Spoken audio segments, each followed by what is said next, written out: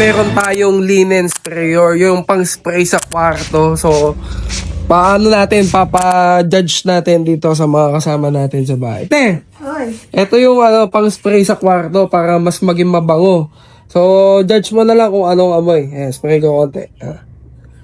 Ayan, te. Amoyin mo, te. Amoyin mo. Ang bango. Mabango? Legit, te. Walang halong walang halong biro. Ay, dito pa. Ang bango. Ikaw. Ayan. Ano masasabi mo? Ang bango ka? Mabango, legit. Guys, Oo. hindi ako yung nagsabi na mabango sila. Walang halong eme yan. Kasi yung iba nagpo-promote na ito. Over yung kakasabi ng mabango eh.